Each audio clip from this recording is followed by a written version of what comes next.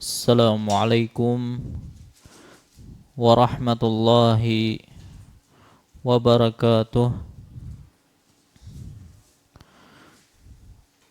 Innal hamdalillah hamdan katsiran tayyiban mubarakan fih kama yuhibbu rabbuna wa yardah. Wa ashhadu an la ilaha illallah wahdahu la syarikalah wa ashhadu anna Muhammadan abduhu wa rasuluh. Allahumma salli wa sallim wa barik ala nabiyyina wa habibina Muhammadin wa ala alihi wa ashabihi wa man tabi'ahum bi ihsanin ila yaumiddin. Amma ba'd. Fa ya ibadallah, kaum muslimin wal muslimat, keluarga sebertaan rahimani Allahu wa iyyakum. Alhamdulillah, segala puji bagi Allah Subhanahu wa taala yang kembali memberikan kepada kita kesehatan, kekuatan, taufik dan hidayahnya sehingga kembali kita bisa berkumpul di majelis yang mulia ini dalam rangka menghadiri kajian rutin kita, yaitu membaca kitab Bulughul Maram karya Al-Imam Ibnu Hajar Al-Asqalani rahimahullahu ta'ala. Salawat serta salam semoga senantiasa tercurahkan kepada junjungan kita Nabi besar Muhammad sallallahu alaihi wasallam, kepada keluarga beliau, para sahabat beliau, dan orang-orang yang istiqomah di atas jalan beliau ila yaumil qiyamah. Insyaallah pada kesempatan malam hari ini kembali kita akan melanjutkan pelajaran kita masih di bab tentang sujudus sahwi dan yang selainnya, ya, dari macam-macam sujud, yang mana kita sudah membahas pada pertemuan-pertemuan sebelumnya tentang sujud sahwi, dan juga kita telah membahas tentang sujud at-tilawah atau sujud as-sajadah. Maka akan kita lanjutkan pembahasan kita dengan sujud yang terakhir, yaitu sujudu asyukur atau sujud syukur, yang kemudian insyaallah kita masuki bab yang baru, yaitu tentang bab salat at-tatawwu' insyaallah. Kita akan kembali sedikit murajaah berkaitan tentang sujud tilawah atau sujud sajadah. Kita telah jelaskan bahwasanya sujud tilawah apa itu? Sujud yang dilakukan ketika membaca ayat sajadah, ya.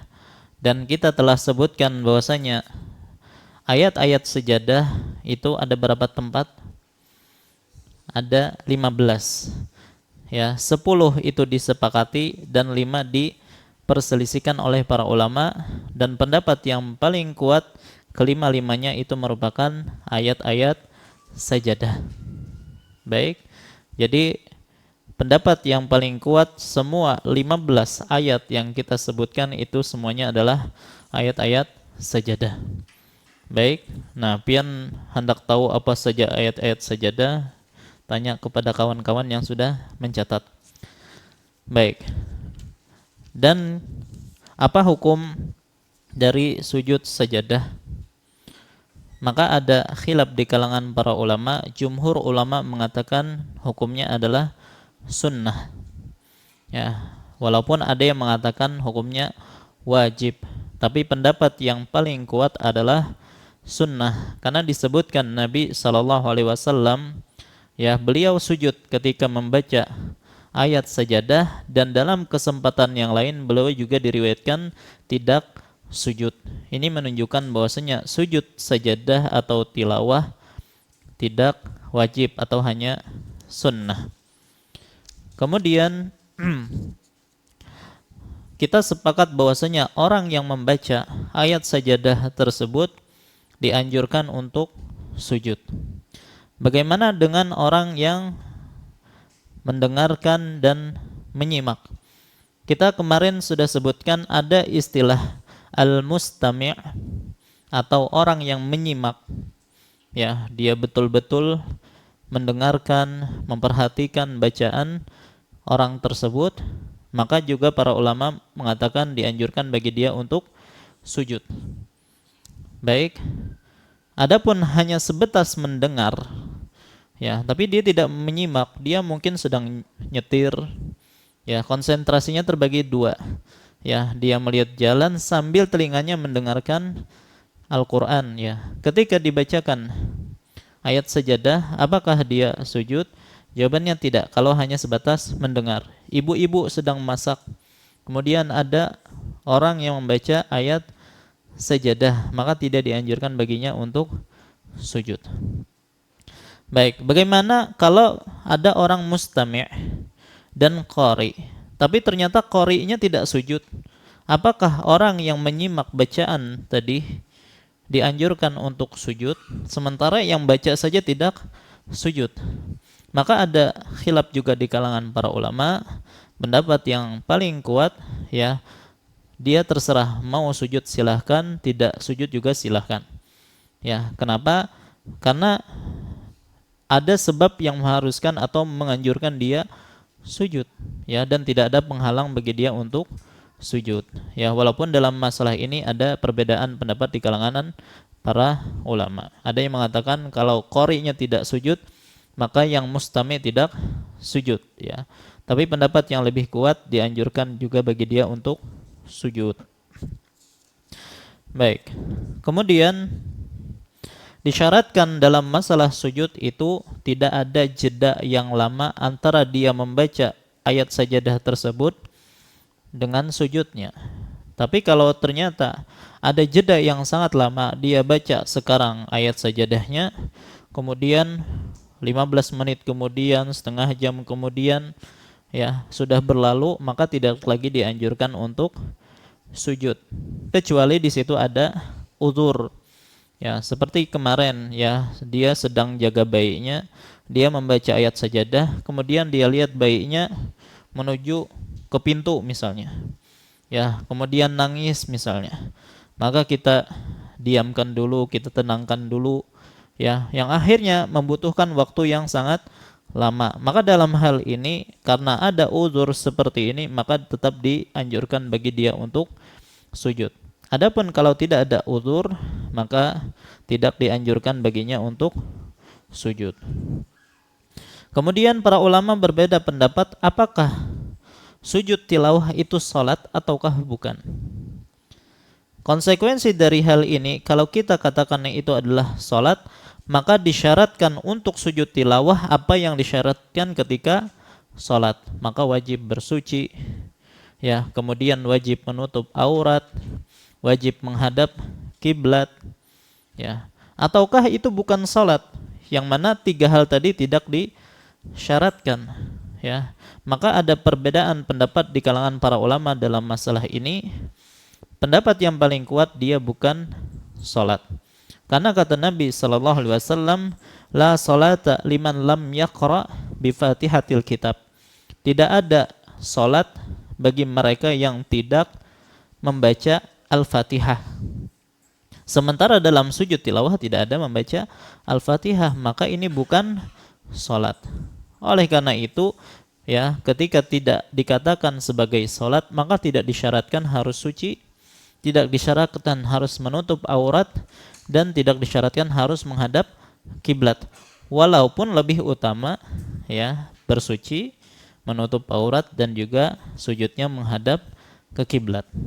Baik, itu lebih utama dan lebih layak bagi kita. Baik. Kemudian Kita juga sudah membahas bolehkah wanita haid untuk sujud tilawah? Maka ini cabang dari pembahasan tadi. Apakah disyaratkan harus suci ataukah tidak? Waalaikumsalam. Jadi kan wanita haid boleh hendak baca Al-Quran? Boleh, ya. Boleh, dan dia boleh membaca tapi jangan menyentuh mushaf, ya. Boleh membaca sesuai kadar keperluan dia. Nah, ketika dia melewati ayat sajadah, walaupun dia dalam keadaan haid, boleh untuk sujud tilawah. Karena kita katakan tidak disyaratkan harus suci. Baik. Terus bagaimana sifat atau tata cara sujud tilawah? Maka kita bagi menjadi dua kondisi kemarin, ya. Ada kondisi kita sedang sholat dan ada yang di luar sholat. Kalau di dalam sholat, artinya ketika kita di dalam sholat membaca ayat sajadah, ya, maka dianjurkan ketika dia ingin sujud, dia bertakbir, Allahu Akbar, langsung sujud. Ya, begitu juga ketika bangkit dia dianjurkan untuk bertakbir, Allahu Akbar. Baik, cuman ketika dia turun, apakah dianjurkan mengangkat tangan? Kalau takbir iya, tapi mengangkat tangan atau tidak? Ya, jawabannya adalah tidak. Tidak perlu mengangkat tangan. Baik. Nah, itu kalau dia di dalam salat. Begitu juga ketika dia bangkit, apakah disyaratkan atau dianjurkan untuk duduk istirahat? Jawabannya juga tidak, ya. Jadi langsung ketika membaca ayat sajadah, Allahu Akbar, langsung sujud. Setelah membaca doa yang tadi, ya, maka dia bangkit langsung berdiri tanpa sujud tanpa duduk istirahat. Baik, itu kalau di dalam salat, ya. Jadi seperti fajar atau salat subuh hari Jumat, ya. Ketika membaca ayat sajadah, di tengah-tengah ayat itu kan ada, atau di tengah-tengah surah itu kan ada ayat sajadah. Maka imam bertakbir Allahu Akbar. Ya, jangan diam, tiba-tiba sujud gitu. Kasihan makmum di belakang nggak tahu ini imam lagi ngapain. Ya, makanya dianjurkan untuk sujud. Ini jelas, jadi hikmahnya jelas mengetahui bahwasanya imam sedang sujud. Dan kita sebutkan kalau di dalam salat sirriyah itu dianjurkan agar tidak usah membaca ayat sajadah. Ya, karena kalau tiba-tiba imam membaca ayat sajadah sementara tidak dinyaringkan, kemudian Allahu Akbar langsung sujud, dikira imam lupa. Ya, subhanallah aja akhirnya, ya. Maka lebih utama itu tidak membaca ayat sajadah. Kalaupun membaca ayat sajadah, maka tidak perlu untuk sujud karena maslahat salat itu lebih dikedepankan dalam masalah ini. Adapun ketika di luar salat, ya, kita sedang duduk baca membuka mushaf, kemudian membaca Al-Qur'an, kemudian membaca ayat sajadah. Maka dalam hal ini kita dianjurkan sujud. Nah, pertama ketika ingin sujud tersebut, apakah dianjurkan berdiri dulu?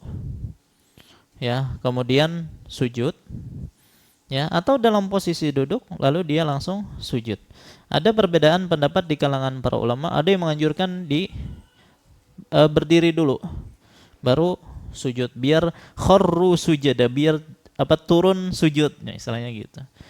Tapi wallahu alam kharru sujada itu bisa dengan cara duduk. Itu juga disebut dengan kharru sujada. Baik, dan pendapat yang paling kuat tidak perlu harus bangkit, langsung saja sujud. Nah, kemudian apakah dianjurkan untuk bertakbir ketika di luar salat? Jawabannya tidak dianjurkan untuk bertakbir, ya. Ketika turun tidak dianjurkan bertakbir, begitu juga ketika bangkit tidak dianjurkan untuk bertakbir, ya. Sebagaimana apakah dianjurkan untuk bertasyahud setelah sujud? Ada juga yang mengatakan demikian. Tapi wallahu alam pendapat yang paling kuat itu tidak dianjurkan untuk bertasyahud apalagi salam. Ya, karena memang kita mendapati ada sebagian orang yang kalau dia sujud sajadah, dia pertama berdiri kadang, kemudian bertakbir Allahu Akbar turun, kemudian bangkit lagi Allahu Akbar, kemudian membaca tasyahud, kemudian dia salam. Ada yang seperti itu. Ya, ini salah satu pendapat di kalangan para ulama. Jadi ya tidak bisa kita salahkan kalau dia memang mengambil pendapat tersebut. Tapi kalau ditanya mana yang lebih kuat, ya ulun pribadi lebih condong pada pendapat yang menyatakan hal tersebut tidak perlu. Intinya ketika kita membaca di luar salat, ya kita membaca ayat sajadah langsung saja sujud, kemudian membaca doa berkaitan tentang atau tadi tentang sujud sajadah, kemudian bangkit dan selesai. Baik, nah itu adalah tata cara atau sifat sujud sajadah. Baik. Nah, sekarang kita memasuki pembahasan yang baru dan pembahasan terakhir tentang sujud, macam-macam sujud. Sudah kita jelaskan sujud yang disyariatkan itu ada 4. Ada sujud yang itu merupakan rukun salat, kemudian ada yang disebut sujud sahwi, yang ketiga adalah sujud tilawah atau sujud sajadah, dan yang terakhir adalah sujud syukur. Baik, pertanyaan, apa yang dimaksud dengan sujud syukur?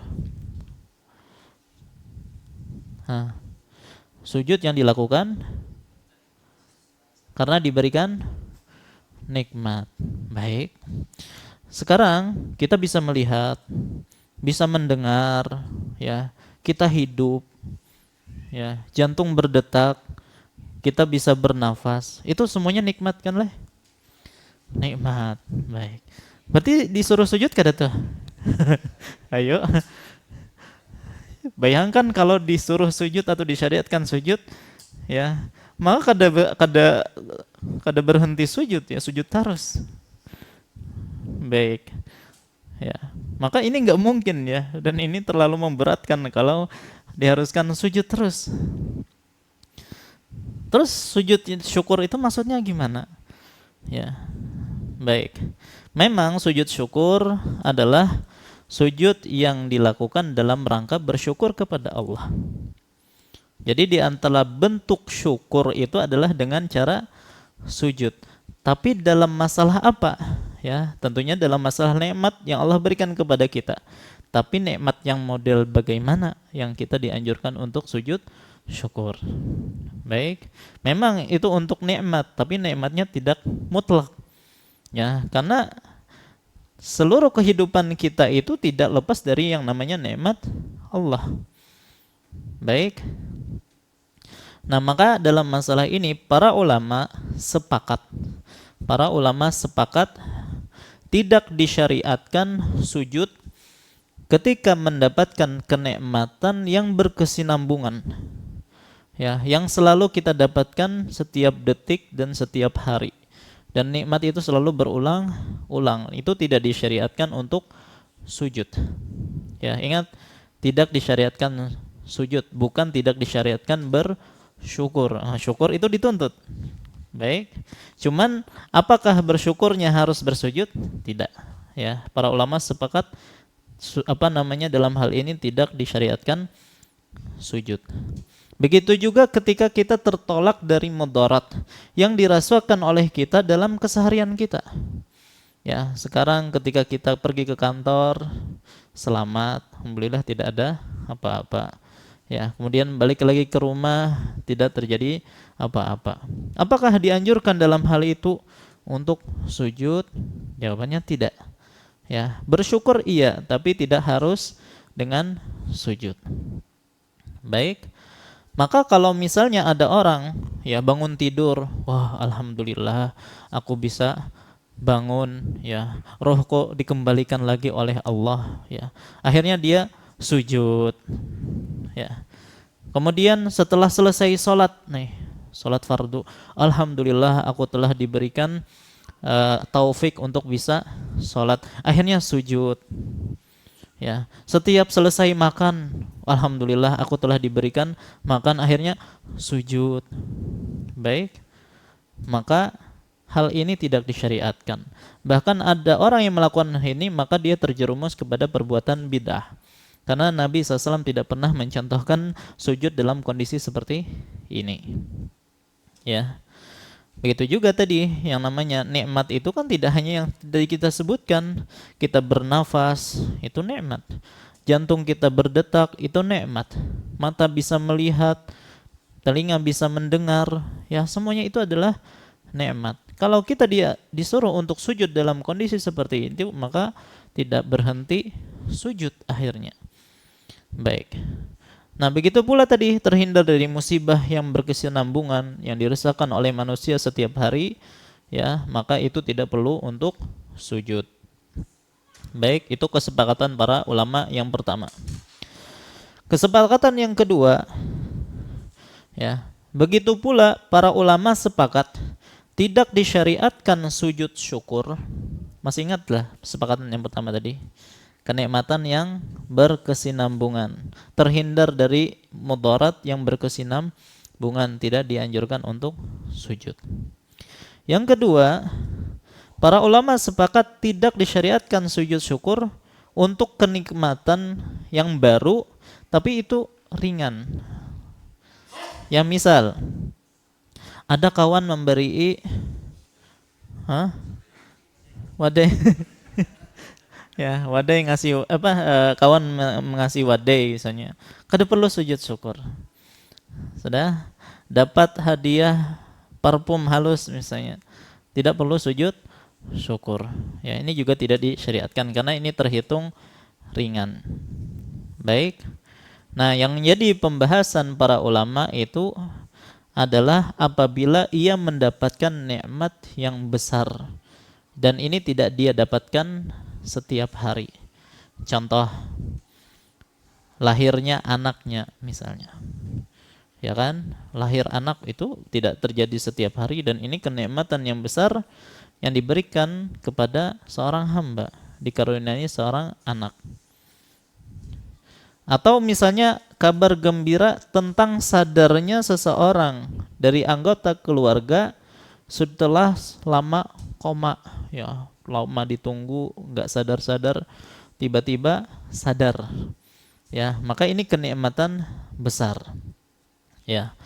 Atau misalnya ada anggota keluarga yang non muslim, ya, kemudian dia masuk Islam, wah ini kenikmatan besar. Baik.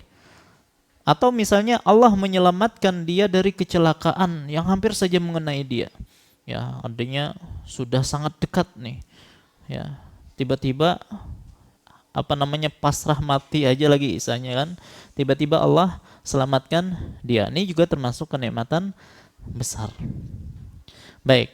Nah, ketika seorang mendapatkan kenikmatan besar seperti ini, apakah dalam kondisi seperti ini disyariatkan untuk sujud syukur? Ada perbedaan pendapat di kalangan para ulama. Baik, kalau menurut Hanafiyah dan Malikiyah, mazhab Hanafi dan Maliki mengatakan tidak dianjurkan atau makruh sujud syukur. Jadi menurut mereka tidak ada anjuran, ya, yang hukumnya itu sunnah dalam masalah sujud syukur. Adapun Syafi'iyah dan Hanabilah, ya, menyatakan dianjurkan sujud syukur dan ini lebih jelas, ya, lebih kuat. Mana dalilnya? Silahkan dibuka Bulughul Maram hadis nomor 372. Wa an Abi Bakrata radhiyallahu anhu anna an-nabiyya sallallahu alaihi wasallam idza ja'ahu amrun yasurruhu kharra sajidan lillah, rawahul khamsah illa an-Nasa'i. Dari Abu Bakrah radhiyallahu anhu bahwasanya Nabi sallallahu alaihi wasallam apabila mendapatkan hal yang menggembirakan beliau, beliau tersungkur sujud kepada Allah Subhanahu wa taala. Ini jelas hadisnya dan dinyatakan hasan oleh Syalbani rahimahullah. Begitu juga hadis berikutnya, wa an Abdurrahman bin Auf radhiyallahu anhu qala, beliau mengatakan, sajadan nabiyyu sallallahu alaihi wasallam fa atala as-sujud summa rafa'a ra'sahu wa qala inna jibrila atani fabasyarani fasajadtu lillahi syukran, rawahu Ahmad wa sahhahahu al-Hakim. Dari Abdurrahman bin Auf, dia berkata, Nabi SAW pernah sujud dan beliau memanjangkan sujudnya, artinya sujudnya lama. Kemudian beliau mengangkat kepala beliau lalu bersabda, sesungguhnya Jibril telah datang kepadaku lalu memberi kabar gembira kepadaku, maka aku pun sujud kepada Allah sebagai tanda syukur. Baik. Nah, hadis ini sebenarnya hadis yang panjang, ya, ulun sebutkan di sini. Jadi Abdurrahman bin Auf radhiyallahu anhu, ya, melihat Nabi sallallahu alaihi wasallam sedang sujud, ya.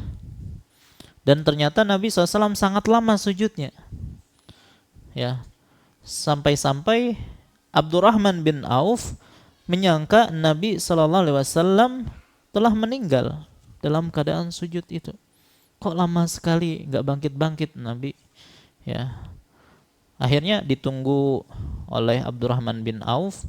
Karena saking lamanya, Abdurrahman bin Auf pun mendatangi Nabi sallallahu alaihi wasallam. Ya. Ternyata langkahnya Abdurrahman bin Auf itu didengar oleh Nabi sallallahu alaihi wasallam. Maka Nabi SAW, ya, pun berkata, man hadza, siapa ini, kata Nabi. Maka kata Abdurrahman, Maka Nabi bertanya, ma sya'nuka limadza ji'ta wa jalasta bi jiwari. Ya, ada apa denganmu? Kenapa engkau datang dan kenapa engkau duduk di sampingku? Maka Abdurrahman berkata, ya Rasulullah, qad ataltas sujud. Ya Rasulullah, engkau memanjangkan sujud engkau. Sampai-sampai aku menyangka, ya, engkau telah, ya, meninggal. Maka Nabi SAW bersabda, inna Jibril alaihi salam atani fabasyarani. Sesungguhnya Jibril tadi mendatangiku dan memberikan kabar gembira kepadaku. Ya, yang mana innallaha azza wa jalla yaqul, karena Allah Subhanahu wa taala berfirman ini dalam hadis qudsi, man shalla 'alaika shallaitu 'alaihi wa man sallama 'alaika sallamtu 'alaihi. Jadi kata Allah kepada nabi kita, barang siapa yang bersalawat atasmu, maka aku akan bersalawat atas dia. Dan siapa yang mengucapkan salam kepadamu, maka aku akan mengucapkan salam atau salam kepada dia. Ya, makanya kata Nabi SAW, man shalla alayya salatan wahidatan sallallahu alaihi biha ashran. Barang siapa yang bersalawat kepadaku, kata Nabi, 1 kali, maka Allah akan bersalawat kepadanya 10 kali. Maksud bersalawat, jadi Allah bersalawat kepadanya, Allah memuji dia di hadapan penghuni langit. Ya, ada juga yang mengatakan maksud salawat Allah kepada orang yang bersalawat kepada Nabi, maksudnya Allah akan mengampuninya, mensucikannya, ya, dan seterusnya. Baik. Adapun untuk salam, ya, berarti Allah akan menjaganya dan dia selalu dalam keadaan keselamatan, ya, dalam setiap kondisinya. Maka hal itu, ya, dikhususkan untuk Nabi sallallahu alaihi wasallam, maka itu hal yang besar, merupakan nikmat yang Allah berikan kepada Nabi, maka Nabi pun sujud syukur. Maka dari sini kita mengetahui bahwasanya sujud syukur itu dianjurkan untuk memperlama sujud. Ya, jadi sujud syukur itu dianjurkan untuk diperlama sujudnya, gitu ya. Kemudian hadis berikutnya, hadis terakhir dari bab ini, wa anil Barra bin Azib radhiyallahu anhu anna Nabiy sallallahu alaihi wasallam ba'atsa Aliyan ilal Yaman. Bahwasanya Nabi SAW mengutus Ali ke Yaman. Fadzakarul hadis, ya, kemudian disebutkan lanjutan hadisnya. Baik, qala fakataba Aliyun radhiyallahu anhu bi islamihim, ya, lalu Ali menulis surat atau kabar tentang keislaman mereka, yaitu orang-orang Yaman. Ya, falamma qara'a Rasulullah sallallahu alaihi wasallam alkitab kharra sajida. Ketika Rasulullah sallallahu alaihi wasallam membaca surat tersebut, beliau langsung tersungkur sujud sebagai tanda syukur kepada Allah Subhanahu wa taala ya terhadap hal itu. Maka tiga dalil ini menunjukkan disyariatkannya untuk sujud syukur. Ya, jadi ini pendapat yang lebih kuat, wallahu taala a'lam. Begitu juga masih ingat tentang sahabat yang mulia Ka'ab bin Malik radhiyallahu anhu. Bagaimana kisahnya? Ya, ketika dia tidak ikut perang, ya, perang apa? Tabuk. Ya. Ketika Nabi SAW menyuruh para sahabat untuk berangkat, ternyata Ka'ab bin Malik ya itu nanti-nanti ya. Artinya dia tunda-tunda dulu, padahal kada ada napa-napa. Ya, cuman karena dia menunda-nunda ya, apalagi pohon kurma sudah mulai menguning buahnya. Ya. Maka ada perasaan malas dari Ka'ab bin Malik untuk bisa bersegera menyiapkan diri untuk berperang. Ya. Sampai akhirnya karena dia menunda-nunda, akhirnya kada tulak juga. Maka akhirnya Nabi SAW memerintahkan para sahabat untuk apa? Memboikot ya Ka'ab bin Malik, tidak diberikan salam kepada dia, ya, tidak diajak ngomong dengan dia, ya, dan membuat hati Ka'ab bin Malik itu termasa sempit, ya, dan itu berlangsung sangat lama ya, lebih dari 40 harian ya. Maka hal ini menyebabkan terasa sempit Ka'ab bin Malik. Kemudian ketika datang kabar bahwasanya taubat dia diterima oleh Allah Subhanahu wa taala, maka beliau langsung sujud syukur. Ya, sampai-sampai orang yang membawa kabar berita itu ya diberikan baju, sementara Ka'ab bin Malik tidak memiliki baju kecuali itu. Ya, artinya saking senangnya. Nah, ini menunjukkan disyariatkannya sujud syukur ketika mendapatkan kenikmatan yang besar. Baik, apa hikmah dari sujud syukur? Ya, yang jelas sebagai bentuk syukur kepada Allah Subhanahu wa taala atas nikmat yang dia dapatkan. Ya, atau atas bahaya yang dia dihindarkan darinya. Ya, itu hikmah pertama. Kemudian hikmah yang kedua, biar hati itu tidak tertipu. Karena apabila manusia mendapatkan nikmat besar, maka ia akan sangat gembira, bahkan terjatuh pada sikap bangga diri terhadap nikmat tersebut. Dan Allah tidak suka dengan orang-orang yang membanggakan diri. Ya, sebagaimana kisah Qarun. Ya. Yang mana Allah menceritakan Qarun di dalam surah Al-Qasas, "Inna Qaruna kana min qaumi Musa babagha 'alaihim." Ya, sesungguhnya Qarun itu termasuk dari kaumnya Nabi Musa, ya, tapi dia berbuat kezaliman. Wa atainahu minal kunuzi, ya, dan kami berikan dia perbendaraan harta yang sangat banyak. Wa inna mafatihahu latanu'u bil usbati ulil quwwah. Ya, yang mana kunci-kunci perbendaharaan hartanya Qarun, ya, kunci gudang hartanya itu dipikul oleh orang-orang yang kuat. Ya, sampai orang-orang yang kuat itu merasa keberatan. Itu kuncinya aja. Bagaimana dengan hartanya? Ya. Masya Allah.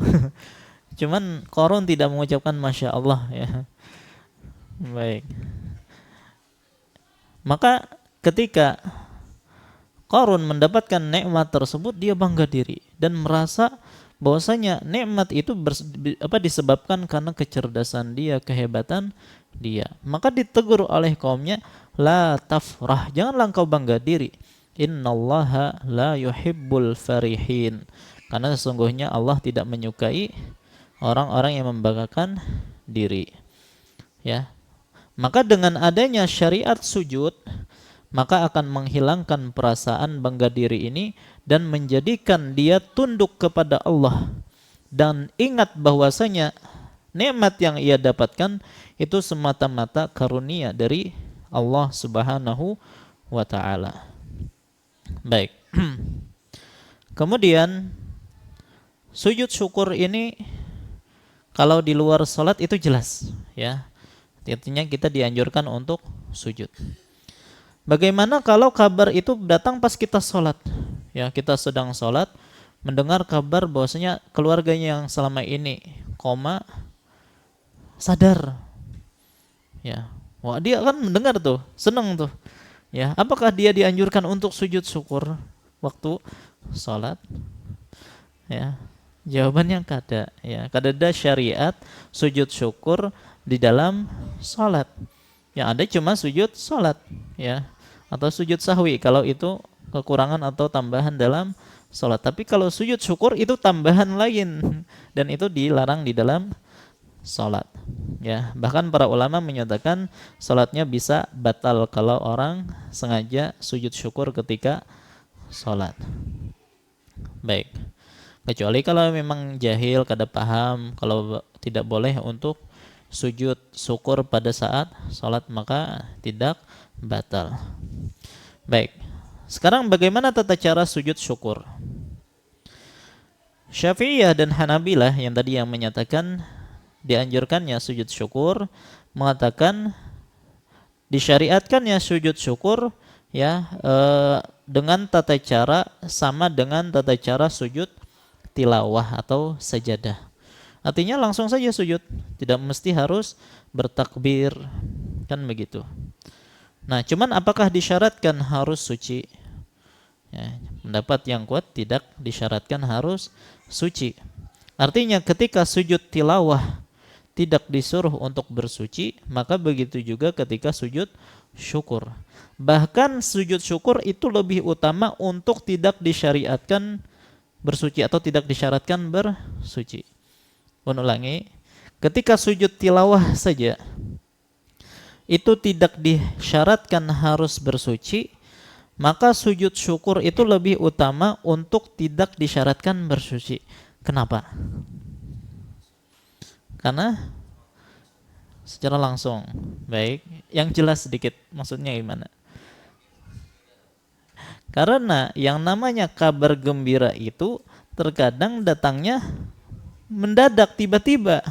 Ya masa berwudu dulu. Ya. Harus wudu dulu enggak, ya. Maka langsung juga sujud tidak masalah. Ya, tidak mesti harus berwudu terlebih dahulu.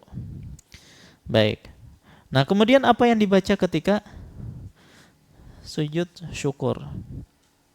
Apakah sama yang tadi sajada wajhiya lillazi khalaqahu wa syaqqa sam'ahu, ya, sama sujud tilawah?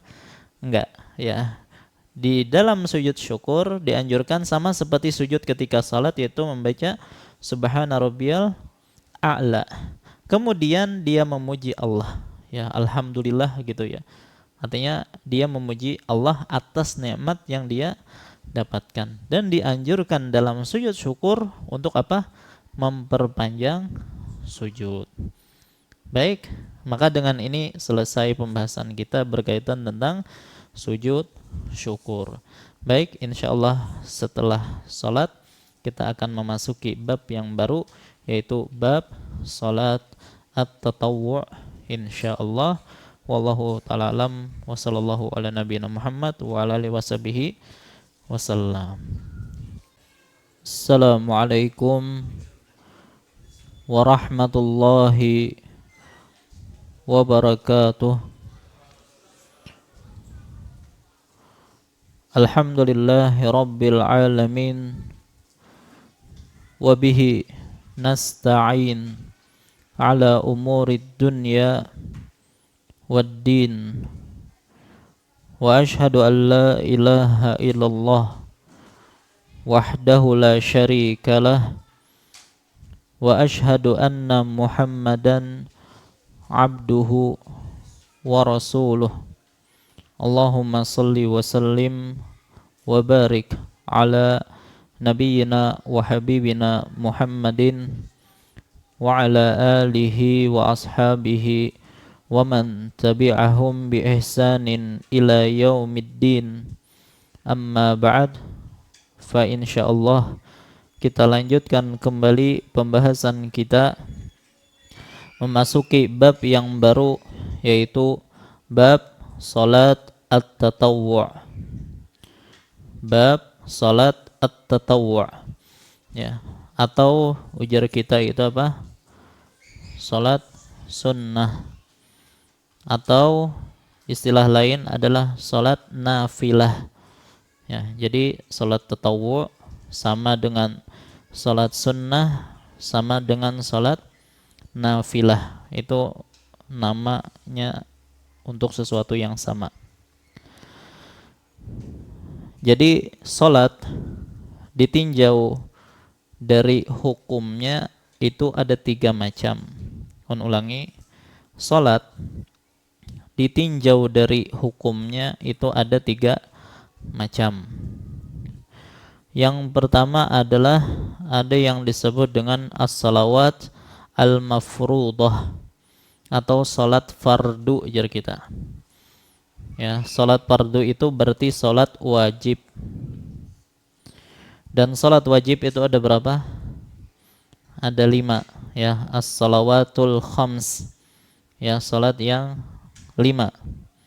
Subuh, zuhur, asar, maghrib dan Isya.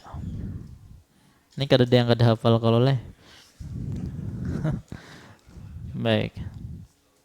Yang kedua adalah salat nafilah atau salat tatawwu' atau salat sunnah, yaitu semua salat yang disyariatkan namun tidak sampai pada derajat wajib.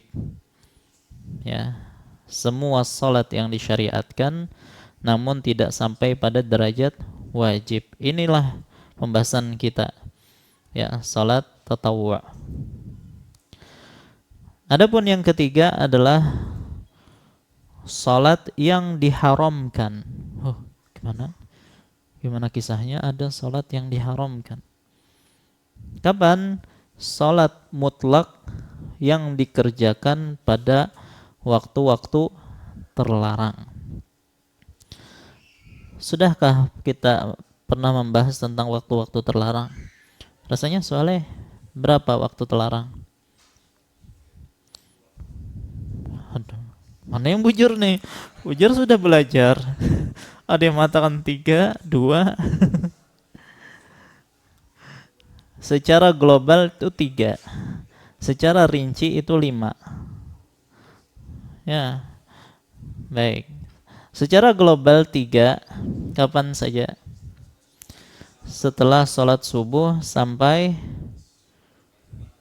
terbit matahari, dan matahari itu meninggi seukuran tombak katanya.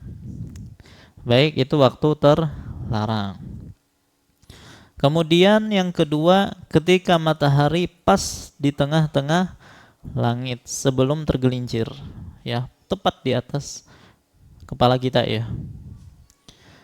Yang ketiga adalah setelah salat asar sampai terbenam matahari. Maka ini secara global 3 waktu yang dilarang. Kalau kita ingin rincikan, ya, menjadi 5, maka waktu yang terlarang tadi kita bagi 2, ya, yaitu ketika selesai salat subuh sampai terbenam matahari, kemudian dari terbenam matahari sampai matahari meninggi. Ya, jadi 2 di situ. Dan dibedakan dalam hal ini karena di situ ada waktu yang sangat-sangat terlarang. Ya, yaitu ketika matahari mulai terbit. Nah, itu sangat dilarang. Kemudian Yang ketiga berarti pas matahari tepat di tengah. Dan yang dua lagi adalah setelah sholat asar sampai matahari menjelang akan terbenam. Dan yang kelima adalah ketika menjelang terbenam sampai benar-benar tenggelam. Dan waktu itu, yang waktu kelima terakhir ini itu paling terlarang. Oleh karena itu, kalau bisa, kalau misalnya kita masuk masjid ya atau musola pas kebujuran waktunya mepet sekali, bentar lagi maghrib. Misalnya tinggal 1 menit atau 2 menit lagi terbenam matahari, ya boleh sholat tahiyatul masjid, tapi itu hukumnya makruh. Tapi tidak diharamkan karena ada sebabnya. Ya, tapi kalau misalnya habis asar kita masuk masjid, maka sholat tahiyatul masjid boleh, tidak masalah. Tapi ada waktu makruh ketika sudah hampir tenggelam matahari, sekitar 1 menit atau 2 menit sebelum tenggelamnya matahari. Karena pada saat itulah orang-orang yang menyembah matahari sedang sujud kepada matahari, maka itu sangat terlarang. Ya, walaupun kalau kita katakan haram salat tahiyatul masjid, ya tidak juga kita katakan haram, tapi mungkin sampai makruh saja. Baik, nah itu faedah kenapa kita badikan waktu setelah asar itu menjadi dua tadi, karena ada waktu yang boleh kalau itu ada sebabnya, dan yang terakhir itu makruh. Baik, nah inilah macam-macam salat ditinjau dari hukumnya. Sekarang kita bahas tentang istilah kata tatawwu'. Tatawwu' secara bahasa artinya melakukan ketaatan, ya. Adapun secara istilah adalah melakukan ibadah yang tidak wajib. Ulun ulangi, maksud dari tatawwu' secara istilah adalah melakukan ibadah yang hukumnya tidak wajib. Ya, maka kalau ulun misalnya melakukan suatu ibadah tapi itu tidak wajib, maka dalam bahasa Arab ulun mengatakan tatawwa'tu, aku telah melakukan ibadah yang tidak wajib. Ya, aku salat tahiyatul masjid, berarti kita katakan tatawwa'tu. Ya, salat witir, salat rawatib, semuanya ini adalah tatawwu' karena tidak wajib. Begitu juga puasa, puasa Senin Kamis misalnya. Ayyamul bid, ya itu juga tatawwu' karena tidak wajib. Baik, dan tatawwu' jamaknya adalah tatawwu'at, ibadah-ibadah yang tidak wajib. Dan Allah Subhanahu wa taala, ya, karena rahmatnya atau dengan rahmatnya terhadap umat Nabi Muhammad sallallahu alaihi wasallam, maka Allah mensyariatkan bagi kita tatawwu'at, ya, ibadah-ibadah yang tidak wajib namun sejenis dengan ibadah-ibadah wajib. Artinya sifatnya mirip dengan ibadah-ibadah wajib. Salat ada yang wajib dan ada yang tatawwu'. Puasa ada yang wajib dan ada yang tatawwu'. Zakat atau mengeluarkan harta ada yang sifatnya wajib dan ada yang tatawwu' seperti sedekah, infak.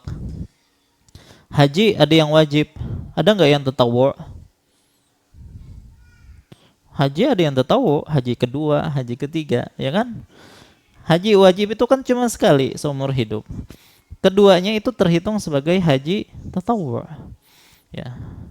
Kalau umroh itu bukan haji, ya, dia mirip, ya, ada beberapa gawian yang sama dengan haji, tapi banyak juga yang tidak. Ya, para ulama berbeda pendapat tentang hukum umroh, ya, apakah wajib ataukah tidak. Nanti di pembahasan tentang haji insyaallah pada babnya. Ya, haji dan umrah.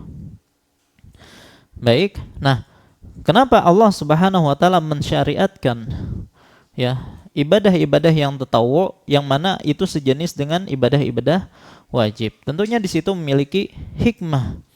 Ya, di antara hikmah disyariatkannya ibadah yang tatawwu', ya. Pertama, tatawu'at atau ibadah-ibadah yang sifatnya tatawwu', pian harus terbiasa dengan istilah tatawwu'. Karena dalam bahasa Arab itu yang lebih sering disebut. Ya, tatawwu' itu ibarat pagar bagi ibadah-ibadah wajib. Ulangi, Tatawwu' itu ibarat pagar penjaga bagi ibadah-ibadah yang sifatnya wajib. Karena apabila seorang hamba terbiasa menjaga ibadah-ibadah yang tidak wajib, maka ibadah yang wajib pasti lebih ia jaga. Ya. Maka tatawu'at itu ibarat pagar penjaga bagi ibadah wajib. Kalau dia dalam masalah tatawu' saja rajin, apalagi dalam masalah wajib. Ya. Maka dari sini juga kita mengingatkan jangan sampai terlalu semangat ya dengan sesuatu yang sunnah akhirnya menyebabkan yang wajib terbengkalai. Itu jangan. Semangat sholat malam, subuhnya malandau. Ini parah ya. Semangat puasa sunnah, ya kulir bagawi akhirnya mencari nafkah. Makanya terbalik ya. Artinya kalau tidak bisa menggabungkan dua hal ini, maka utamakan yang wajib-wajib. Ya. Baik. Jadi maksud ulun di sini adalah orang yang semangat dalam masalah ibadah sunnah, maka ya dia juga akan semangat atau lebih semangat menjaga ibadah-ibadah yang wajib. Itu pertama. Hikmah yang kedua disyariatkannya tatawwu' adalah tatawwu' merupakan penyempurna kekurangan-kekurangan yang ada pada ibadah wajib. Ulangi, yang kedua, tatawu'at merupakan penyempurna kekurangan-kekurangan yang ada pada ibadah wajib. Tapi tentunya yang dimaksud kekurangan ini adalah kekurangan yang tidak membatalkan ibadah tersebut. Ya, kekurangan yang tidak membatalkan sholat misalnya. Karena kekurangan yang membatalkan sholat itu tidak bisa ditutupi dengan tatawwu'. Ya, orang misalnya sholat, ya lupa sujud, dah hanya ingat pas tuntung sholat, kada apa-apa nanti sholat sunnah bisa ditambal. Ya udah kawah itu. Ya, kalau ini batal maka wajib mengqadha sholatnya, mengulang sholatnya. Ya, maka tidak bisa ditambal dengan tatawwu'. Adapun yang dimaksud tatawwu' yang bisa menambal kekurangan yang tidak membatalkan salat, seperti kekurangan dalam kekhusyuan misalnya. Orang yang salatnya tidak khusyuk atau kurang khusyuknya, salatnya tetap sah. Ya, tapi pahalanya itu kurang. Nah, ini bisa ditambal dengan salat tatawwu', salat sunnah. Makanya dalam sebuah hadis yang diriwayatkan oleh Abu Hurairah radhiyallahu anhu, bahwasanya beliau mendengar Rasulullah SAW bersabda, "Inna awwala ma yuhasabu bihil abdu yaumal qiyamah min amalihi salatuhu." Sesungguhnya perkara yang pertama kali akan dihisab pada seorang hamba dari amalannya adalah salatnya. Fa in saluhat faqad aflaha wa anjaha. Ya, kalau dia bagus salatnya, ya, sempurna salatnya, maka dia akan beruntung dan berhasil. Wa in fasadat faqad khaba wa khasira. Kalau ternyata rusak di sini berarti tidak sah misalnya, kurang rukun-rukunnya, tidak sempurna syaratnya, maka faqad khaba wa khasira, maka dia gagal dan juga merugi. Kemudian berarti di sini ada dua, ada salat yang sempurna dan ada salat yang tidak sempurna bahkan rusak, batal. Kalau balasan pertama maka dia akan beruntung. Yang kedua maka dia akan merugi. Baik, dan ternyata ada bagian yang ketiga, ya. Kata Nabi sallallahu alaihi wasallam kata Nabi SAW, fa in intaqasa min faridatihi syai'an. Kalau dalam ibadah wajibnya itu ada yang kurang, ya kurang di sini yang tidak membatalkan salat. Faqala Rabbu azza wa jal, maka Allah berfirman, unzuru hal li abdi min tatawwu' fayukmal biha man taqasa minal faridah. Maka lihatlah apakah hambaku itu memiliki ibadah-ibadah tatawwu' yang mana dengan itu akan disempurnakan ibadah-ibadah wajib yang kurang tadi. Ya, maka di sini ada 3 macam model orang yang sholat. Ada yang sempurna, ya, dan ini sangat-sangat jarang, hampir mustahil ada sekarang di zaman sekarang, yang dari A sampai Z, dari takbiratul ihram sampai salam sempurna, kekhusyuannya sempurna. Tapi kalau ada, maka aflaha wa anjaha. Adapun yang kedua, ya, orang yang pasadat salatnya tadi, rusak salatnya, tidak sah salatnya karena ada kekurangan yang menyebabkan batalnya salat. Maka kalau ada orang salat seperti ini, maka khaba wa khasira, gagal dan merugi.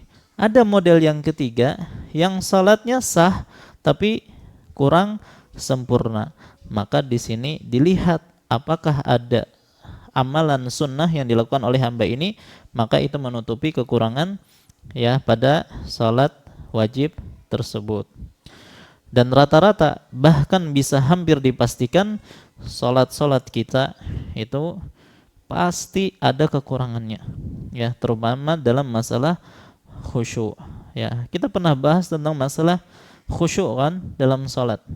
Ya, kita bawakan sebuah riwayat dari Ammar bin Yasir radhiyallahu anhu. Beliau mengatakan, aku mendengar Rasulullah sallallahu alaihi wasallam bersabda, innar rajula la yansarifu wa ma kutiba lahu illa usyru salatihi. Sungguh seorang laki-laki atau seseorang, ya, selesai dari salatnya dan tidak ditulis baginya pahala salatnya kecuali 1/10-nya. Tus'uha atau 1/9-nya. Sumunuha atau 1/8-nya. Subu'uha atau 1/7-nya. Sudusuha atau 1/6-nya. Khumusuha 1/5-nya. Rubu'uha 1/4-nya. Sulusuha 1/3-nya. Nisfuha setengahnya. Sampai di situ hadisnya, ya. Berarti kebanyakan orang paling full dalam masalah khusyuk itu setengahnya aja dalam salatnya, ya. Dan hanya sedikit, ya, hamba-hamba Allah yang bisa khusyuk itu lebih daripada setengahnya, ya. Maka bagaimana cara menyempurnakan kekurangan-kekurangan yang ada tadi? Dengan cara salat-salat sunnah. Baik, itu yang hikmah yang kedua. Hikmah yang ketiga disyariatkannya salat tatawwu adalah salat tatawwu itu atau amalan ibadah tatawwu itu penyempurna pahala, seorang hamba, ya, atau menambah pahalanya. Semakin banyak dia salat tatawwu, maka semakin banyak pula pahala yang dia dapatkan. Ini jelas. Dan yang keempat, di antara hikmahnya, memperbanyak ibadah tatawwu merupakan sebab, ya, seseorang memperoleh kecintaan Allah Subhanahu wa taala. Ulangi, memperbanyak ibadah tatawwu itu merupakan sebab seorang hamba bisa memperoleh kecintaan Allah Subhanahu wa taala. Mana dalilnya? Dalilnya adalah hadis yang sering disebut dengan hadis wali. Hadis apa? Hadis wali, ya. Dari Abu Hurairah radhiyallahu anhu, ya, Rasulullah SAW bersabda, sesungguhnya Allah Subhanahu wa taala berfirman, berarti apa nih? Hadis qudsi. Kata Allah, "Man 'ada li waliyan faqad adzantuhu bil harbi." Ya, barang siapa yang memusuhi waliku, maka aku mengumumkan perang kepadanya. Ya. Wa ma taqarraba ilayya 'abdi bi syai'in ahabba ilayya mimma aftarabtuhu 'alaihi. Ya, tidaklah hambaku mendekatkan dirinya kepadaku dengan sesuatu yang paling aku cintai dari apa? Dari hal-hal yang aku wajibkan kepadanya. Kemudian wa ma taqarraba wa la yazalu 'abdi yataqarrabu ilayya bin nawafil hatta uhibbahu. Dan tidaklah seorang hamba senantiasa mendekatkan diriku dengan amalan-amalan yang sifatnya nawafil atau sunnah sampai aku mencintainya. Ya. Fa idza ahbabtuhu, kalau aku sudah mencintainya, kata Allah, kuntu sam'ahu alladhi yasma'u bihi, maka aku menjadi pendengarannya yang ia mendengar dengannya. Wa basarahu alladhi yubsiru bihi, dan aku penglihatannya yang dia melihat dengannya. Wa yadahu allati yabtishu biha, dan aku menjadi tangannya yang mana dia memegang dengan tangan tersebut.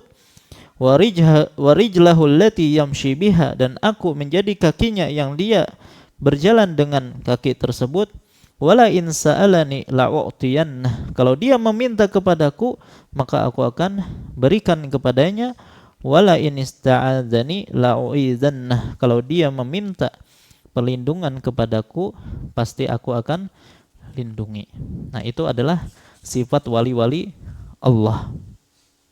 Maka kalau kita ingin dicintai oleh Allah, maka diantaranya adalah perbanyak amalan-amalan sunnah.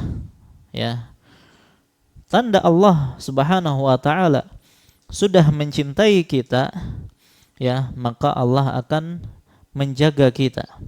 Telinga kita akan dijaga oleh Allah dari mendengarkan hal-hal yang diharamkan. Mata kita juga akan dijaga oleh Allah dari melihat hal-hal yang diharamkan. Tangannya dijaga, ya, dari melakukan sesuatu yang diharamkan, dan kakinya juga akan dijaga, ya, untuk melangkah kepada sesuatu yang diharamkan. Maka kalau kita melihat seseorang bermudah-mudah dalam melihat hal-hal yang diharamkan, ya, seperti suka melihat perempuan yang tidak menutup aurat, baik di dunia nyata maupun di dunia maya. Telinga mudah mendengarkan hal-hal yang diharamkan. Begitu pula tangan dan kakinya digunakan untuk bermaksiat kepada Allah, maka dia belum mendapatkan kecintaan Allah Subhanahu wa ta'ala. Nah, hadis yang tadi kita bacakan itu disebut dengan hadis apa tadi? Wali. Wali itu apa?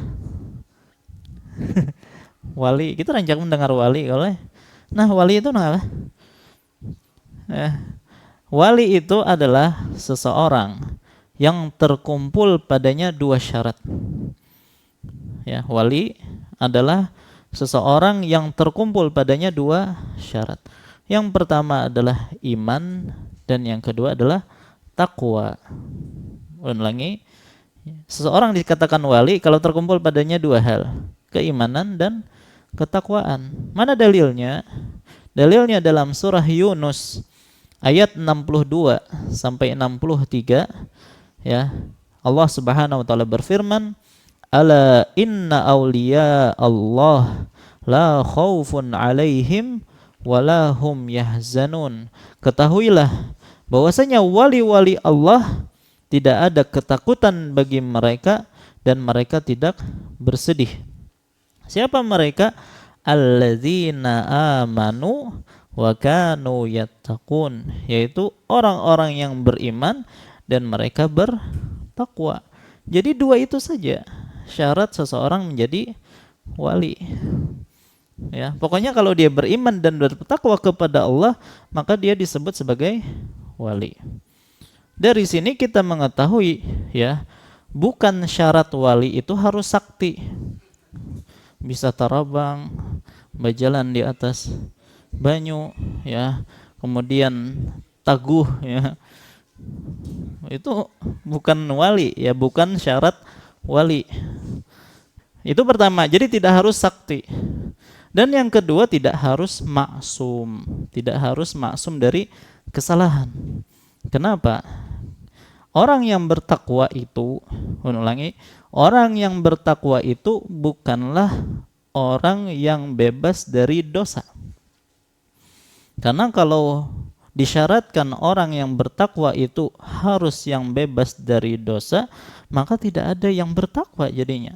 Bukankah Nabi SAW mengatakan, kullu bani Adam khata', setiap bani Adam itu pasti melakukan kesalahan. Ya, maka kalau dikatakan orang bertakwa itu adalah orang yang tidak pernah melakukan kesalahan, maka tidak ada dong, ya, orang yang bertakwa. Terus bagaimana yang dimaksud orang yang bertakwa? Orang yang bertakwa adalah ketika dia melakukan dosa, maka dia segera bertaubat kepada Allah, meminta ampun kepada Allah Subhanahu wa taala.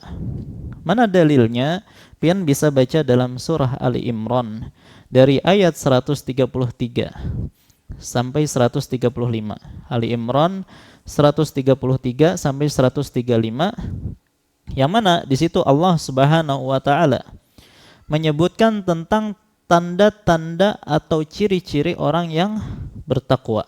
Nah, di antaranya adalah Allah berfirman, "Walladzina idza fa'alu fahishatan aw zalamu anfusahum dzakarullaha fastaghfaru lidzunubihim." Dan juga orang yang bertakwa adalah orang-orang yang apabila dia melakukan perbuatan keji, ya, dan juga menzolimi diri mereka sendiri, maksudnya melakukan dosa, zakarullah, mereka pun mengingat Allah, fastaghfaru lidzunubihim, maka mereka bersegera untuk meminta ampun atas dosa-dosa yang mereka lakukan. Itulah orang yang bertakwa. Baik, ketika mereka berbuat dosa, maka langsung meminta ampun kepada Allah Subhanahu wa taala. Ya, adapun orang yang sering melakukan dosa, bahkan meremehkan dosa, dan tidak segera minta ampun ketika dia terjatuh kepada dosa, bahkan yang lebih parah, dia teruskan dosa tersebut hingga akhirnya dia semakin tenggelam pada dosa tersebut, maka ini jauh dari namanya ketakwaan. Baik, kembali ke hikmah disyariatkannya ibadah tatawwu'. Ya, apa saja tadi? Ada 4 tadi kan? Pertama, ya, pagar bagi ibadah-ibadah wajib. Yang kedua, menyempurnakan kekurangan-kekurangan yang ada pada ibadah wajib. Yang ketiga, menambah pahala. Dan yang keempat, ya, mendapatkan kecintaan Allah Subhanahu wa taala. Maka 4 hikmah yang kita sebutkan tadi apabila diresapi, direnungkan oleh seorang mukmin dengan hatinya, dengan benar-benar dia renungkan, maka ia tidak akan melalaikan ibadah-ibadah tatawwu tersebut, ya, atau yang sifatnya sunnah. Ya, memang seseorang itu tidak berdosa apabila dia tidak sholat sunnah, apabila dia tidak puasa sunnah, dia tidak berdosa. Tetapi masalahnya itu bukan berdosa atau tidak, ya. Seorang hamba yang beriman kepada Allah, yang dia pikirkan itu, ya, lebih baik daripada itu. Yang dia pikirkan, apa sih yang menyebabkan aku bisa semakin dekat kepada Allah? Apa sih yang bisa membuat aku memperoleh keridhaan Allah? Apa sih yang membuat aku semakin dicintai oleh Allah? Itu yang dipikirkan oleh seorang mukmin, ya. Kalau pola pikir seorang mukmin seperti itu, maka ia akan semakin semangat untuk apa? Memperbanyak ibadah kepada Allah Subhanahu wa taala. Jadi jangan berpikir, oh ini kan enggak wajib toh, ditinggalkan juga enggak apa-apa. Maka kalau pola pikirnya seperti ini, dia malas jadinya beribadah. Ya, akhirnya ia merasa qanaah. Qanaah dengan salat wajib saja atau ibadah wajib saja. Masalahnya perkara dunia kada qanaah, masalah akhirat qanaah. Ini terbalik ngarannya. Ya. Maka ayo kita rubah pola pikir kita sekarang, ya. Jadikan semangat hidup kita, tujuan hidup kita, prinsip hidup kita bagaimana kita bisa meraih keridhaan Allah dan kecintaan Allah. Ya. Karena kalau sudah, ya, kita mendapatkan kecintaan Allah, apakah Allah akan membuat kita sengsara? Apakah Allah akan membuat kita susah?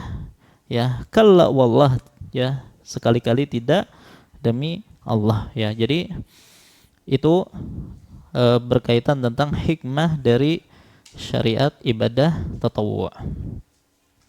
Baik, sekarang pembahasan berikutnya macam-macam tatawwu'. Macam-macam tatawwu'. Baik.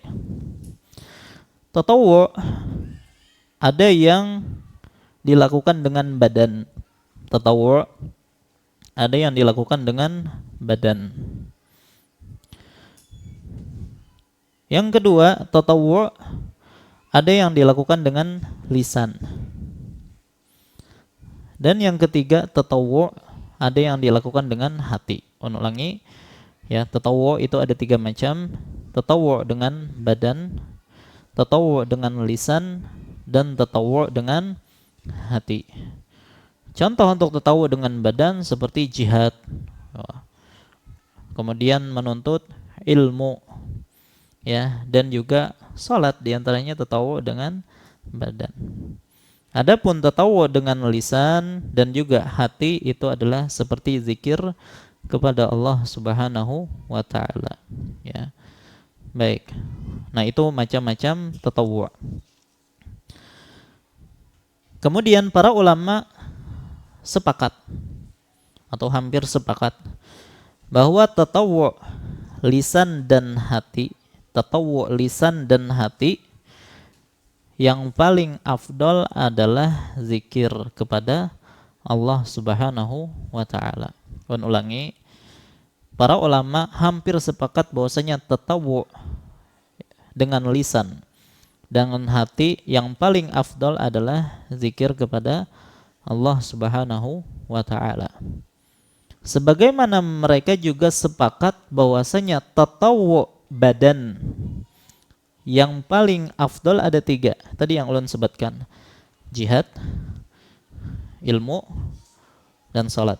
Jihad, ilmu, dan salat. Jadi mereka sepakat 3 ini afdol, paling afdol. Cuman mereka berbeda pendapat mana yang lebih afdol di antara 3 hal ini. Ya, tapi pendapat yang kuat adalah pertama jihad, yang kedua ilmu, dan yang ketiga salat. Jihad, ilmu, dan salat. Mana dalil urutan tersebut? Ya. Jihad dalilnya adalah sebuah hadis yang disebutkan oleh Abu Hurairah radhiyallahu anhu bahwasanya seorang laki-laki datang kepada Rasulullah SAW seraya berkata, "Ya Rasulullah, tunjukkanlah kepadaku suatu amalan yang dapat menyamai jihad." Ya, tunjukkan kepadaku amalan yang bisa menyamai jihad. Maka kata Nabi SAW, "La ajiduhu, aku tidak mendapatkannya." Ya. Kemudian beliau mengatakan, "Hal tastati' idza kharajal mujahidu an tadkhulal masjidaka fatakuma wala taftur wa tasumma wala tuftir." Bisa enggak? Coba bayangkan, ini perbandingan yang disebutkan oleh Nabi tentang besarnya pahala orang berjihad. Ya, bisa enggak kalau ada mujahid keluar, ya, untuk berjihad, sementara engkau pergi ke masjid dan sholat tanpa henti, dan begitu puasa juga tanpa berbuka sampai si mujahid tadi balik. Ya, pokoknya selama mujahid pergi, engkau melakukan itu, sholat terus, puasa terus, kada ada henti-hentinya. Maka dia mengatakan, "Ya Rasulullah, siapa yang mampu melakukan hal itu?" Ya, maka kata Nabi sallallahu alaihi wasallam, ya, "Inna farasal mujahid la yastannu fi tiwalihi fayuktabu lahu hasanat." Ya, sesungguhnya kudanya seorang mujahid yang dikekang talinya untuk berperang, ya, padahal tidak digunakan, cuma diikat, dikekang, ya, maka itu saja sudah ditulis sebagai kebaikan. Coba, padahal tidak berperang nih, cuma diikat, ya, mungkin sedang menjaga perbatasan dan seterusnya, ya, tetap saja dicatat sebagai kebaikan. Artinya mujahid sepanjang perjalanan dia, ya, berjihad di jalan Allah, maka akan ditulis sebagai kebaikan. Dan yang namanya berjihad kan bisa lama tuh, kadang berbulan-bulan, ya, apalagi jaraknya sangat jauh misalnya. Itu yang pertama, jihad. Yang kedua adalah tadi apa? Ilmu, ya. Allah Subhanahu wa taala berfirman, "Wa qur rabbi zidni ilma." Dan katakanlah wahai Muhammad, Robku, tambahkanlah kepadaku ilmu. Ya, jadi di sini Allah memerintahkan nabinya untuk meminta tambahan ilmu, dan Allah tidak memerintahkan nabinya untuk meminta tambahan kecuali meminta tambahan ilmu. Nah, ini menunjukkan bahwasanya ilmu itu memiliki kedudukan yang sangat agung. Baik, adapun yang ketiga tadi apa? Salat. Nabi SAW bersabda, wa'malu anna khaira a'malikum as-salah. Beramallah kalian dan sesungguhnya sebaik-baik amalan kalian adalah salat. Ya, tentunya digabungkan dengan hadis-hadis yang tadi kita sebutkan, ya, berarti jihad itu lebih mulia daripada salat, begitu juga ilmu, kemudian baru salat. Baik. Pembahasan terakhir insyaallah ya. Ini sudah mulai lapah kayaknya nih. Ya. Baik. Macam-macam salat tatawwu. Macam-macam salat tatawwu. Nah, sekarang kita masuk ke masalah salat tatawwu. Kalau tadi tatawwu secara umum. Salat tatawwu itu ada 6 macam berdasarkan tingkatan keutamaannya. Jadi tingkatan-tingkatan salat tatawwu. Tingkatan yang pertama adalah salat sunnah yang disyariatkan dilakukan secara berjamaah. Salat sunnah yang disyariatkan secara berjamaah. Contohnya apa? Tarawih, terus gerhana, terus istisqa, terus salat Id. 4. Kalau salat jenazah gimana? Itu fardu kifayah, bukan sunnah, ya, fardu kifayah.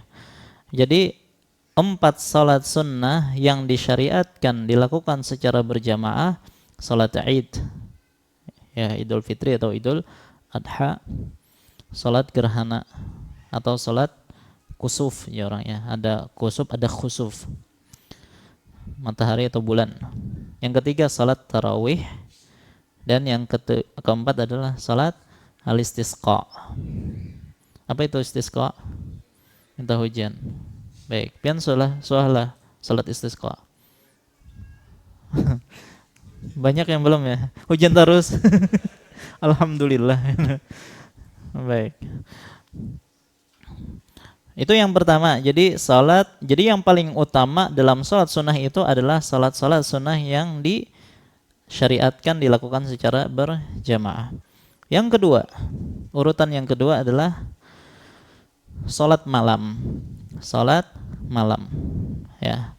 Dan salat malam yang paling muakkadah adalah salat witir. Ya, ulangi. Yang kedua salat malam, dan salat malam yang paling muakkadah adalah salat witir. Kenapa? Karena Nabi tidak pernah meninggalkan salat witir, bahkan ketika beliau sedang safar. Baik. Yang ketiga, salat sunnah rawatib. Salat sunnah rawatib. Dan salat sunnah rawatib yang paling muakkadah adalah salat sunnah sebelum subuh atau salat sunnah fajar, ya orang leh. Salat sunnah sebelum subuh itu paling muakkadah. Baik, yang keempat. Yang keempat adalah salat sunnah yang datang anjurannya. Ulangi, yang keempat, salat sunnah yang datang anjurannya namun tidak dinukil bahwasanya Nabi merutinkannya. Salat sunnah yang datang anjurannya namun tidak dinukil Nabi merutinkannya. Contohnya salat duha. Ada anjurannya tapi tidak dinukil bahwasanya beliau selalu melakukan salat duha. Ya, begitu juga salat rawatib tapi yang gairu muakkadah. Ya, bahkan ini tidak dinamakan salat rawatib, sebagian matan tidak dikatakan salat rawatib, seperti salat 2 rakaat sebelum maghrib, 4 rakaat sebelum asar. Ya, sebagian mengatakan ini bukan rawatib, tapi sunnah qobliyah yang dianjurkan, ya, tapi tidak muakkadah. Jadi ini level berikutnya. Kalau yang level sebelumnya sunnah-sunnah rawatib yang 12 rakaat. Baik. Yang kelima.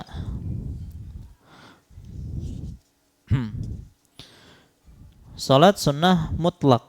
Salat sunnah mutlak 2 rakaat. Ya, artinya yang tidak ada sebabnya dia ingin salat begitu saja. Dan inilah yang dilarang ketika dilakukan di waktu-waktu terlarang. Dan yang keenam, ya, yang keenam ini tentunya bagi mereka yang berpendapat ini merupakan salat sunnah, yaitu sujud tilawah. Sujud tilawah. Tapi menurut pendapat yang paling kuat, sebagaimana pelajaran yang telah lalu, ini bukan termasuk salat sunnah. Tapi kalau ada yang memasukkannya sebagai salat sunnah, maka dia menyebutkannya urutan yang terakhir. Baik, inilah ya urutan salat sunnah berdasarkan keafdolan. Apa faidah mengetahui urutan keutamaan salat-salat ini? Ya. Sebelum itu, tadi yang bagian pertama, salat sunnah yang disyariatkan secara berjamaah, tadi ada 4 goleh. Itu pun ada urutannya secara keutamaannya. Yang pertama adalah paling utama salat Id. Yang kedua, gerhana. Yang ketiga, tarawih. Dan yang keempat, istisqa. Ya, nanti kita akan jelaskan dalil-dalilnya mungkin pada pertemuan yang akan datang tentang urutan 4 ini. Salat Id, salat gerhana, salat tarawih, kemudian salat istisqa. Nah, apa faidah mengetahui urutan keutamaan salat-salat ini? Yaitu apabila terjadi pertentangan antara 2 salat sunnah, ya, yang mana tidak mungkin dikerjakan kedua-duanya, maka dalam hal ini kita tahu mana yang lebih didahulukan. Misal, terjadi gerhana bulan setelah sholat isya di bulan Ramadan. Baik, berarti terkumpul padanya 2 sholat sunnah. Apa itu? Sholat tarawih dan sholat gerhana. Taruhlah kita tidak mungkin melakukan keduanya. Taruhlah ya, gerhananya lawas nih. Sampai subuh mungkin ya. Baik, yang jelas tidak mungkin melakukan keduanya misalnya. Maka mana yang lebih didahulukan? Gerhana dulu. Kan gerhana baru tarawih tadi. Maka dalam hal ini lebih dianjurkan gerhana. Artinya kalau mau mendahulukan, dahulukan gerhana. Ya, kalau ada waktu setelah itu salat tarawih, maka silahkan. Baik, itu faidah kita mengetahui urutan ini. Contoh yang lain. Seseorang lupa salat ba'diyah isya. Ya. Misalnya tadi ada yang enggak salat sunnah isya ba'diyahnya. Wah, kayak hajagin habis kajian balik ke rumah salat ba'diyahnya. Pas sampai di rumah ngantuk, lupa, guring. Bangun-bangun kapan? Menjelang subuh udah. Parak banget, sudah 5 menit lagi subuh. Maka terkumpul padanya ba'diyah isya dan witir. Maka mana yang lebih diutamakan sementara tidak mungkin mengerjakan dua-duanya? Maka dalam hal ini salat witir lebih diutamakan. Baik, ya, jadi urutan yang tadi kita sebutkan itu ada faidahnya, bukan hanya sebatas penyebutan tanpa ada faidahnya. Baik, nah inilah muqaddimah kita berkaitan tentang salat tatawwu', ya, insyaallah pada pertemuan yang akan datang kita akan kupas satu persatu ya 6-6-nya, yaitu tadi yang sudah kita sebutkan. Ya, kecuali bagian yang ke-6 sudah kita bahas tentang sujud tilawah. Baik. Nah, adapun dalam kitab kita yaitu Bulughul Maram dalam bab salat tatawwu' yang disebutkan oleh Ibnu Hajar, dalam bab inilah bab salat tatawwu' ini cuma ada 3 salat, yaitu salat rawatib, kemudian salat malam dan witir, dan juga sholat duha dalam bab ini. Walaupun nanti ada bab-bab setelahnya sholat khusuf, ya sholat gerhana dan juga sholat istisqa. Maka ini nanti kita akhirkan sesuai dengan bab yang ada disebutkan oleh Ibnu Hajar. Adapun sholat tarawih tidak disebutkan oleh Ibnu Hajar, tapi kita sebutkan juga nanti insya Allah ya pada pertemuan-pertemuan yang akan datang. Baik, ini yang bisa ulun sampaikan pada kajian kali ini. Adakah yang ditanyakan? Ulun persilahkan. Wallahu ta'ala alam. Ini yang bisa ulun sampaikan. Salah khilaf mohon maaf. Sallallahu ala nabiyina Muhammad wa ala alihi wasallam. Subhanakallahumma bihamdika asyhadu an la ilaha illa anta astaghfiruka wa atubu ilaik. Wassalamualaikum warahmatullahi wabarakatuh.